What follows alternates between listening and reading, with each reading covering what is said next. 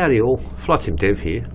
I'm just going to go through the process of showing you how you can identify whether an AI package for Flight Simulator, whether it be for Prepare3D, Flight Sim 9 or Flight Simulator 10, and can tell which one is what format. So if you've downloaded a package, an AI package, and if you've installed it and you find your aircraft don't show, there's 2 or 3 things that can happen. If you're not installing it into the airplanes folder, then you've got to have it in the sim objects config file. I've got another video that talks about that, so I won't go through that here. But if you want to know while we're looking at a blank object, what I'll do is I'll load Prepare3D. I've just been doing the experiments here, so bear with me. That's going to take a while to load. If you go through your sim objects and your sim objects or the aircraft that you've installed are in the aircraft folder, you know that they're there, you've checked that they're there, they're installed all right. Your like in Flight Simulator X here, you've got your scenery files and all your traffic files are there, and all your aircraft are there. So you've gone through your sim objects directory in Prepare3D and they're all there. And then you've gone through your sound, if it has sound, and your sound files are there. In the sound files, you've opened up a sound file and the sound file is working. And you've gone through your textures and you find your textures. They're the night textures, they're working, so you can see the textures are all working there. So everything that has been installed is correct, but the aircraft don't show. Well, I'm going to show you how you can see what format your aircraft are in. Now there are only 3 formats. There's the Flight Simulator 2004 format, which is MDL8. There's the Flight Sim X format, which is MDLX, and there's Prepare3D format, which is PV20. So they're the only 3 formats that we're concerned about. You want to go to your aircraft and go to the model directory that's inside your aircraft. Any one will do, it doesn't matter. This particular one has 5 different models and many textures, right? But you want to go into your model and find the model that's MDL extension, right click on it and open it up with a text editor. Notepad, WordPad will do. For this one I'm using Notepad++. And there'll be a line in there which will, forget about all the nulls, that's just programming code.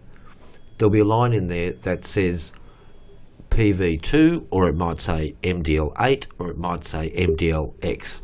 If it says PV2, like this one is showing here, then this aircraft will work within Prepare3D. The model was designed and built, regardless which program they use, which 3D program they use to construct the actual model. And it was used X to MDL. That's the converter that converts the model. X to MDL is Flight Sim 10 Prepare3D format. And you've got your X to MDL version, which works for Prepare3D as well. So this one, we know straight away that this aircraft works in Prepare3D. If you've got one, I'll go to World of AI as a good example. I might have converted these, so I could be wrong here, but you open that with the text editor and you can see this one says MDLX, and MDLX is Flight Simulator 10 format. That will also work in Prepare3D. But if you open up any that says MDL8, let's go to a common one which people download. It won't be on that drive, it'll be on my hard drive, external hard drive. And that will be, if I can find sim objects here, sim objects, and these are all the AI packages I've downloaded over the years. And if you go to let's go to a Flight Sim 9 package. Most of these I've actually converted, so I don't want to show you that. AI, Traffic 360, World of AI. Where's World of AI? Here we go. World of AI. This one here. This is the original. I believe this is the original World of AI package that most people out there would have downloaded and taken nearly 2 days to download it because they limit it to 56K download speed. If you open up any of these ones and you go to your model and you open up your, and this one I've converted, so that's a bad example. So I've actually converted all of those. I'm trying to find one that's MDL8. Okay, FLAI. A lot of people use this when they're running online. And I'm just going to open up this model, have a look at it. And look, that one is MDL8. So this package, which was built for, you can download this package, it's MDL8. So it's in Flight Sim 2000 format. Won't work. And this package, this FLAI package, is designed for Prepare3D.